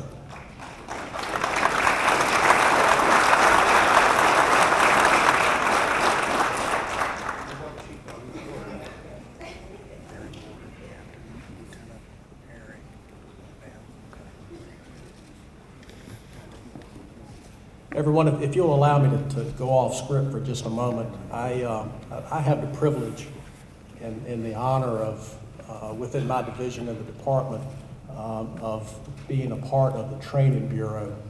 And Captain Ratliff, I've known him for a long time, I mean, back to high school days. And we have a pretty small training staff, but I'm going to tell you tonight that you're not going to find a staff anywhere, large or small, that can accomplish what this group right here can do. When we received the assignment to produce a fire academy, Captain and I got together, and again, we've been around each other for a long time, so there's a lot of plain language spoken. But I explained to him that it's incumbent upon us to produce a class of recruits that are ready to do the job. And in order to do, and I'm just going to get out of the way, all right? Captain had done 11 academies prior to this one, and the rest of the training staff, though very experienced, had never been involved with an academy before. So I sat down with Captain Ratliff and I said, we're going to do this thing, and everyone's counting on you. And I just tried to give a little bit of advice. It's all about planning. It's all about attention to details. And as they've heard me say before, you have to keep your stuff in one sock so that you can get to the goal that you've set for yourself, and that's exactly what they've done. I can't talk enough about them. I can't brag enough about them, but it's just an absolute pleasure to be a part of this group here. You're not going to find a more professional, more dedicated, more capable group of people, and even better than that, they care. They care about each and every one of these recruits here. They even have another class going on right now as they are preparing to graduate this class. We've got class 22 sitting up here in the balcony watching. I don't know how y'all do it. I really don't. All I did is say, please do, and that's all you've done is got it done. I can't praise you enough, and I'm so proud of each and every one of you. Now, you know, life still goes on while we're running academies, and Lieutenant Jeremy Drake, he joined us a couple of months ago. LT, are you in the crowd? Okay, stand up for me, sir. Thank you.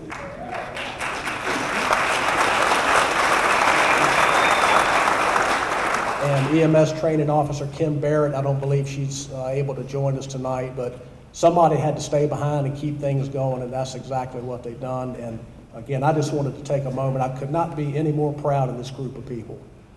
So thank you. Thank you for letting me take a moment.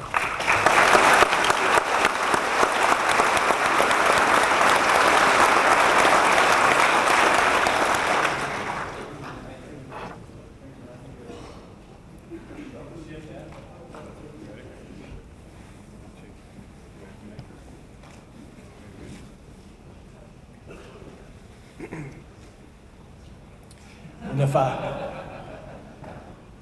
if I may step off script one more time,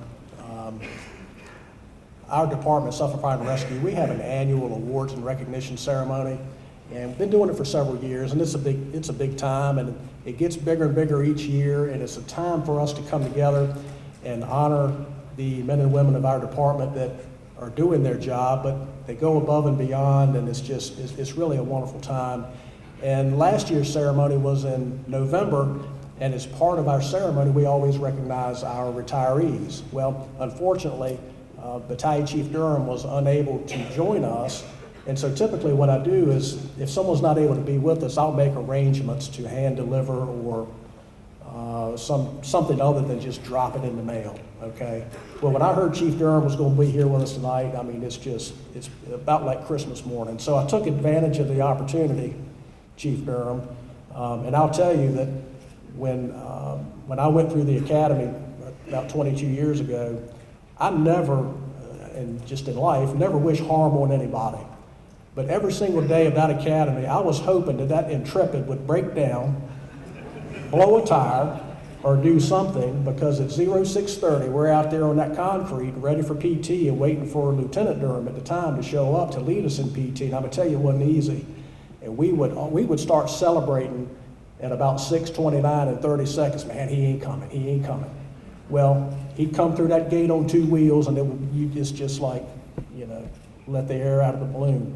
But we fast forward to today, and I tell you, it's such a treat to have you here this evening, Chief, and I've got a little something for you.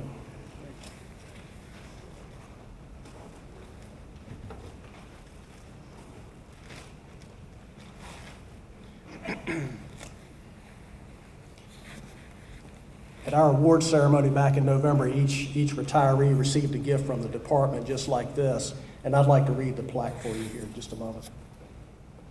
In recognition of dedicated service to the City of Suffolk, this flag was flown at Fire Station 5 in honor of Battalion Chief Andre L. Durham, Suffolk Fire and Rescue, August 15, 1992 to December 31, 2018.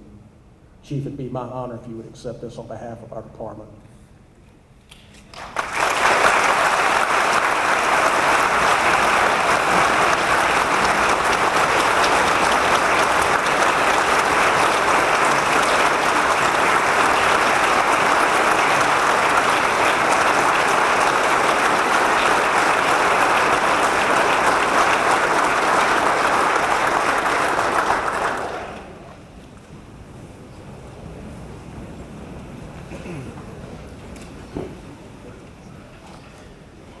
Okay, thank you.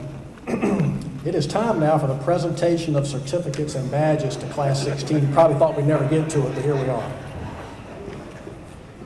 Will City Manager Patrick Roberts, Chief Baraki, Deputy Chief Ted Adams, and Fire Chief Jim Hoffler of Portsmouth Fire Rescue and Emergency Services please come forward?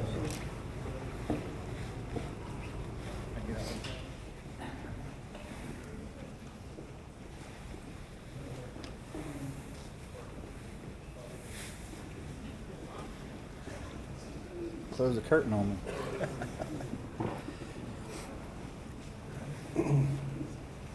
Recruit Class 16, please stand and take your places.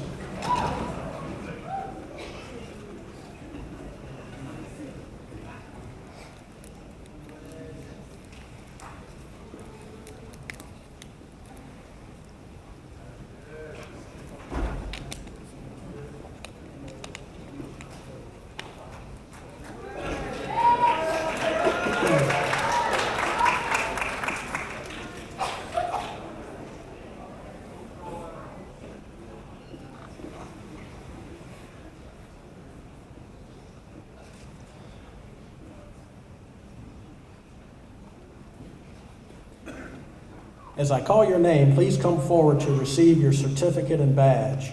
You will also receive a company shield for your helmet presented to you by Deputy Chief Adams. Peanut City Knights, are you ready? Yes, sir! Roger that. Alexis Albright.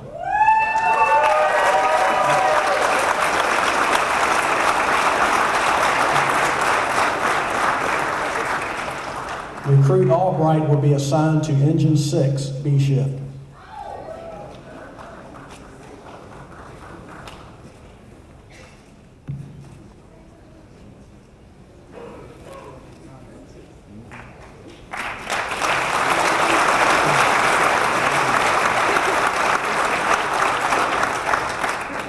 Scott Allen.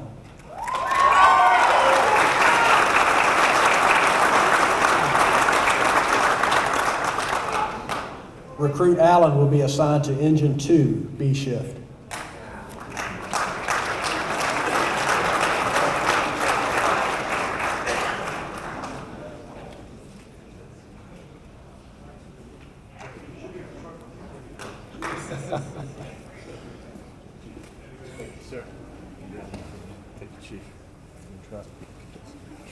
Congratulations, sir.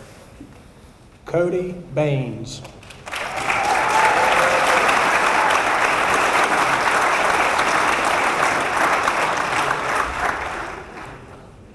Recruit Baines will be assigned to Engine 1, A shift.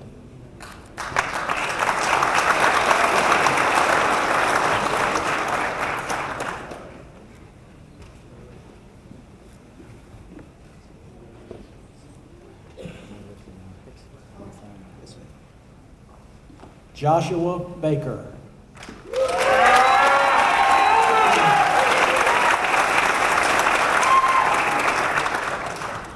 Recruit Baker will be assigned to Engine 10, B shift.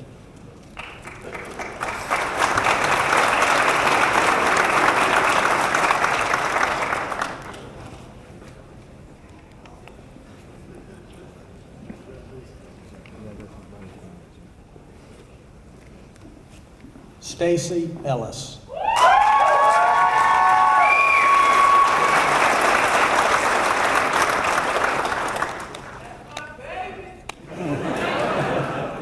Recruit Ellis will be assigned to Engine 6, C shift.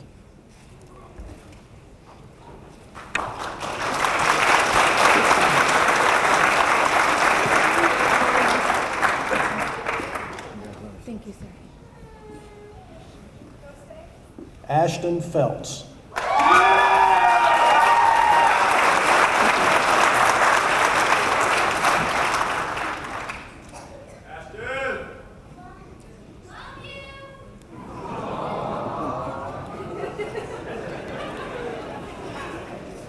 Recruit Phelps will be assigned to Engine 3, A shift.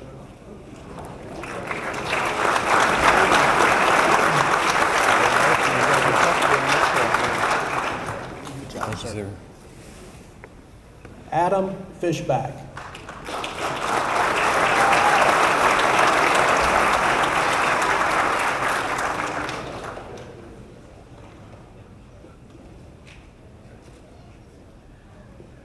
Recruit Fishback will be assigned to Engine 25, A shift.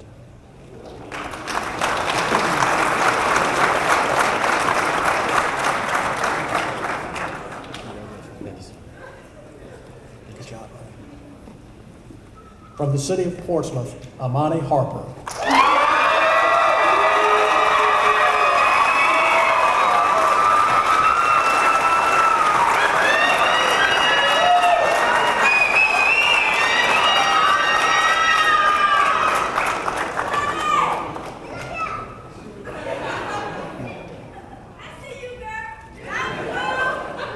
Recruit Harper will be assigned to Fire Station 10 in Portsmouth.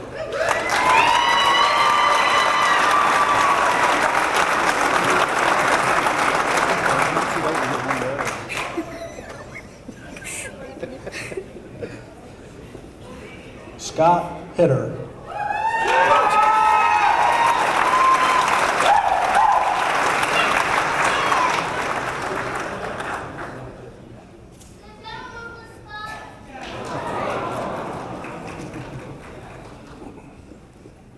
Recruit Hitter will be assigned to Engine 3, C shift.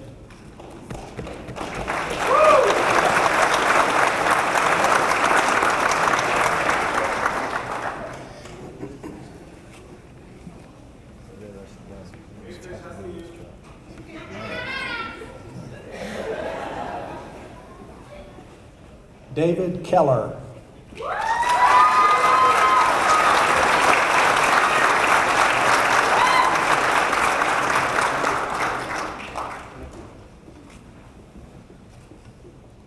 Recruit Keller will be assigned to Engine 3, B shift.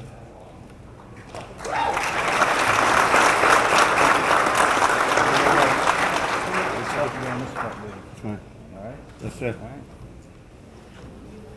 Charles Kelly.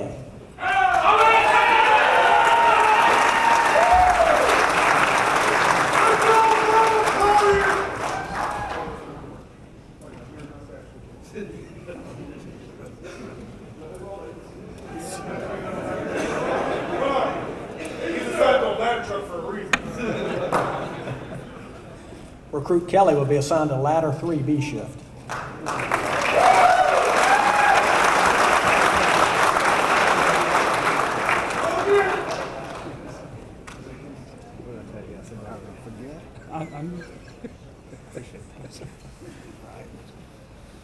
Austin Mills.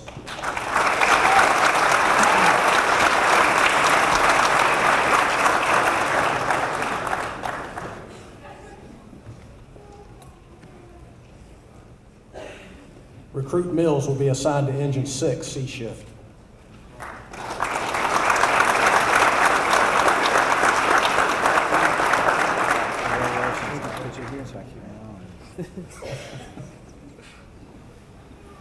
Jonathan Monahan.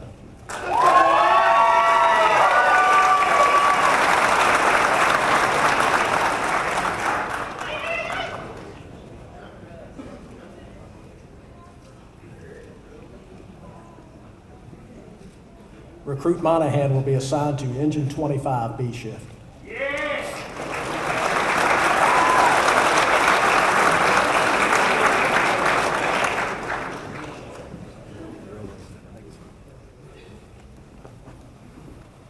Ashley Oshist.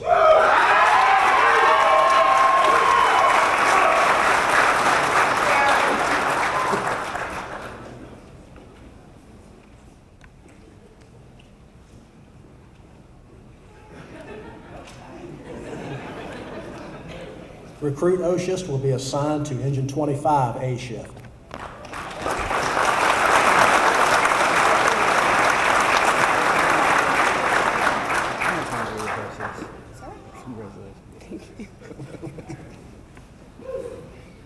Maria Register.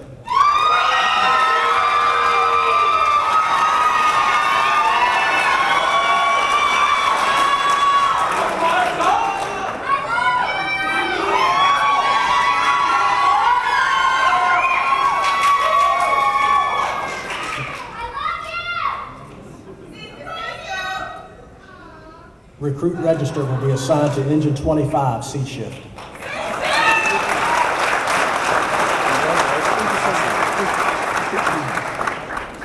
Nicholas Retson.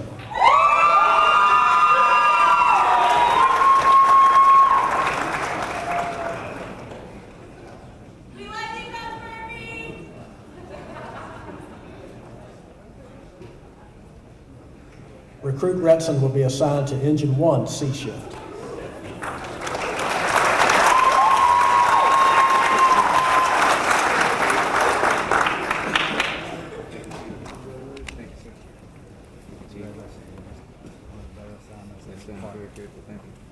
Thank you, Chief. Good work, sir. Robert Shelton.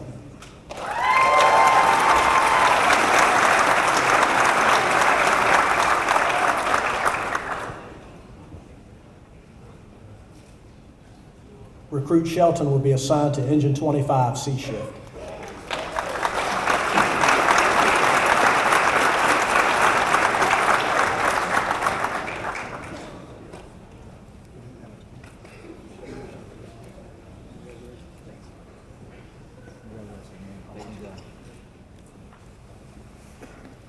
William Stevens.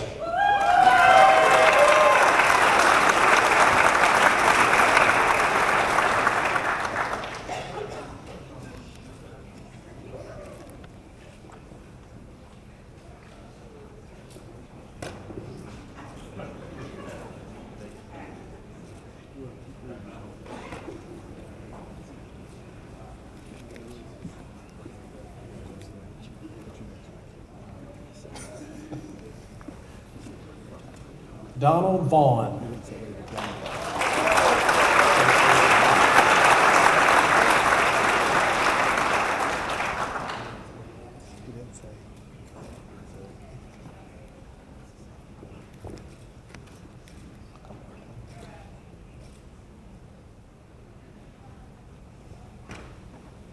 Recruit Vaughn will be assigned to Engine 3, C shift.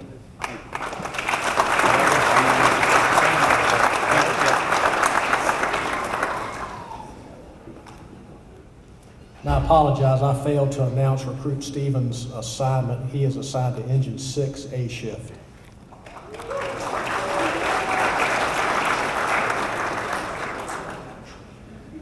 Matthew Wendell.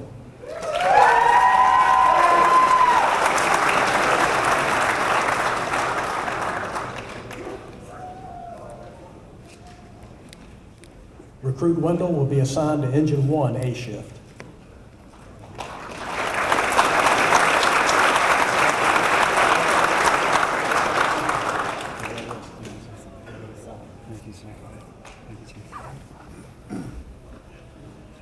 Raquel Webby.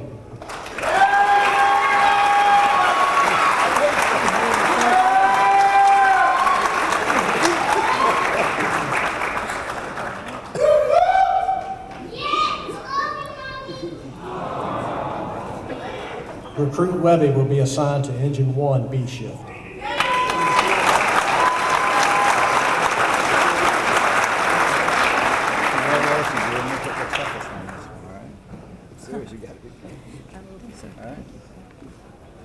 Christopher Wynn.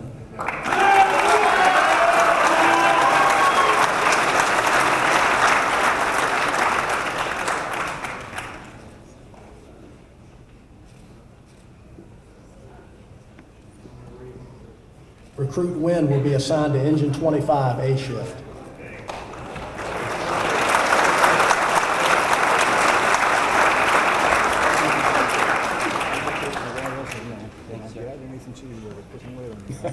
Yes, sir. Good work. Thanks, sir.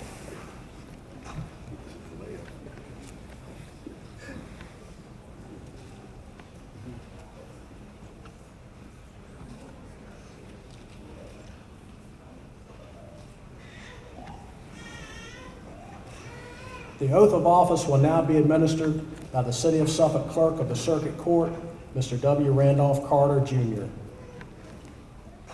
you raise your right hands and repeat after me, please. I state your name. Do solemnly swear or affirm. Do solemnly swear or affirm. That Constitution of the United States that I will support the Constitution of the United States and the Constitution of the Commonwealth of Virginia, and the Constitution of the Commonwealth of Virginia, that I will faithfully and impartially that I will faithfully and impartially discharge all the duties discharge all the duties incumbent upon me as incumbent upon me as a firefighter a firefighter in the city of Suffolk and city of Portsmouth Fire and Departments of Fire Rescue and Emergency Service. Or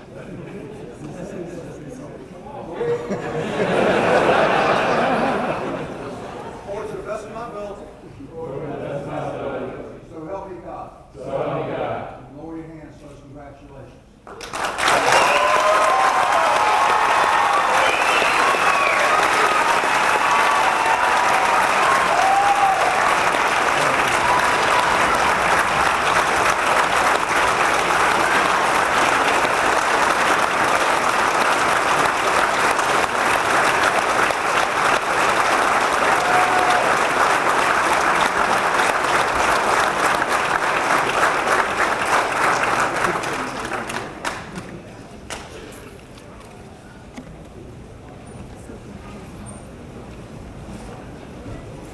Thank you, Mr. Carter. We appreciate you. And now it's time for the badge pinning ceremony. Will the badge pinners please come forward and stand facing your recruit?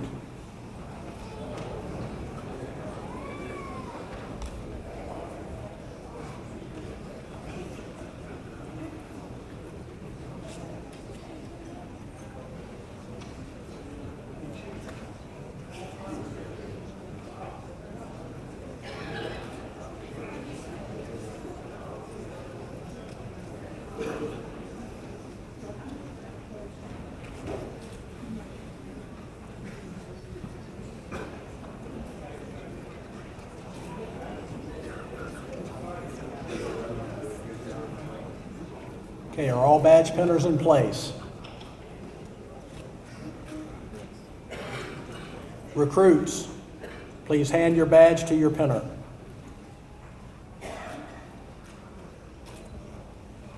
Pinners, please pin your recruit.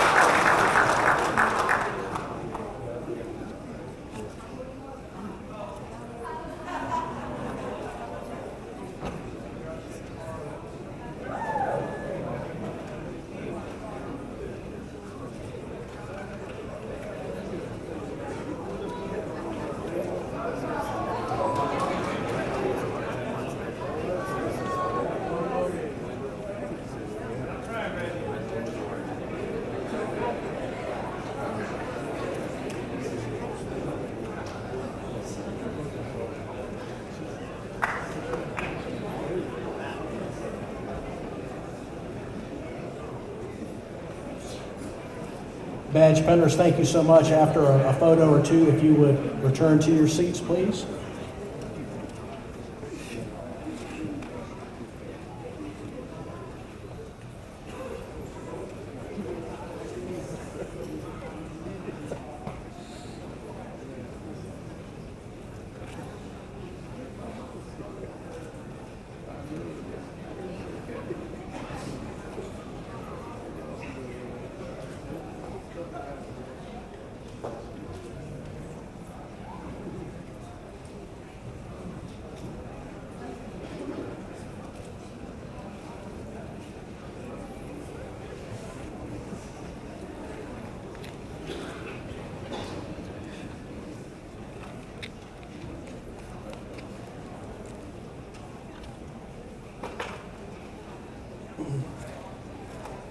Ladies and gentlemen, I present to you the firefighters of Class 16 of the Hampton Roads Recruit Fire Academy.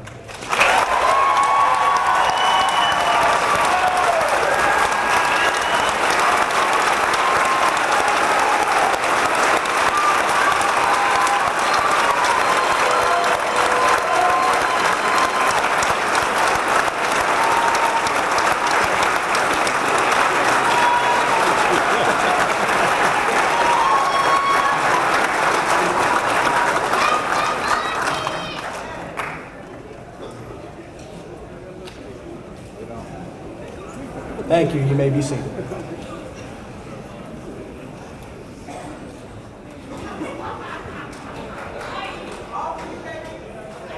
Chief Baraki will now provide closing remarks.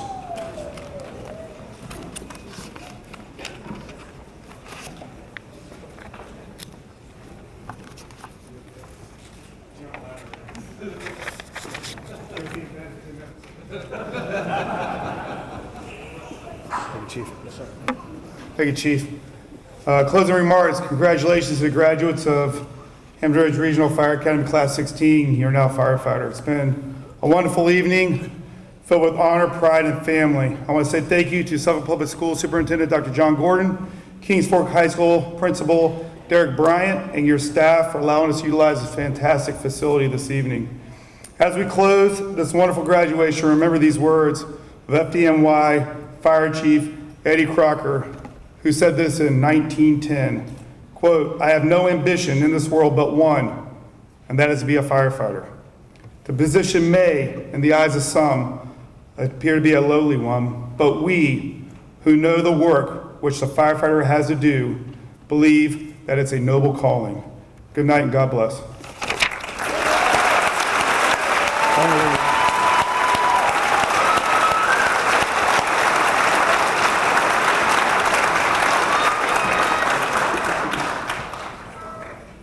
Thank you, Chief.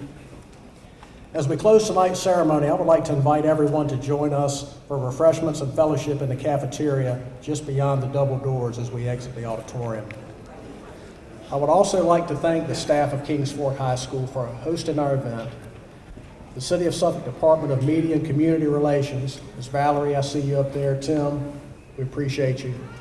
The Department of Human Resources, is anybody here from HR? Jessica, Carrie? Right on, okay. I don't know what to say other than thank you. It's been a long road. We couldn't have done any of this without you. And thank you for this class up here. And we're getting ready to test for another one. And we can't get anything over the finish line without you guys and your staff. Thank you.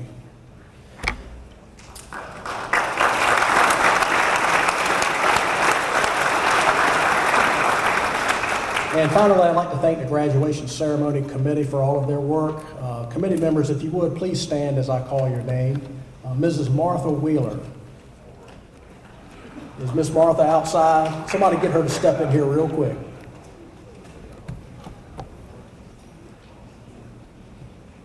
And while we're standing by for Miss Martha, Fire Chief Mike Baraki, Captain Leon Ratliff, and Lieutenant Randy Dale.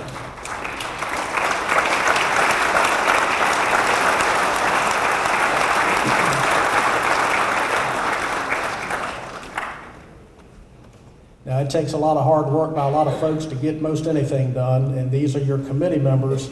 And beyond that, there's the countless firefighters, admin staff, everything. Miss Martha Wheeler in the back there. Thank you, Miss Martha.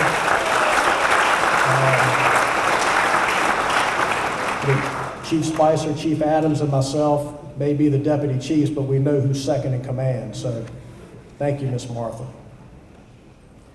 Firefighter Joshua Baker, will you now come forward for the reading of the firefighter's prayer?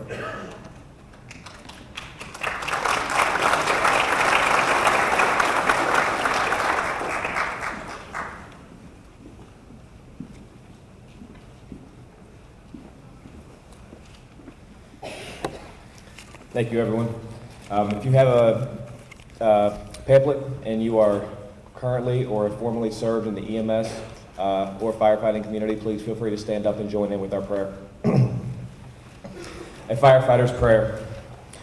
When I am called to duty, God, whenever flames may rage, give me the strength to save some life, whatever be its age. Help me to embrace a little child before it is too late, or some older person from the horror of that fate. Enable me to be alert and to hear the weakest shout, and quickly and effectively to put the fire out. I want to fill my calling and give the best in me, to guard my neighbor and protect his property. And if according to my fate, I have to lose my life, please bless me with your protecting hand, my family's precious life. Amen.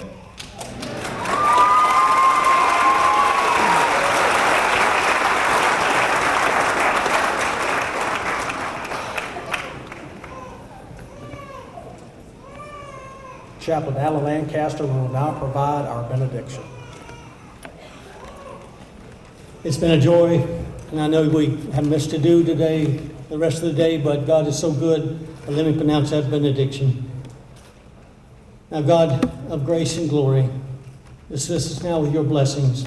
As you have watched over our past, we pray you watch over our future. And bless all these firefighters to your glory and your safety. I pray these things in Jesus' name. Amen.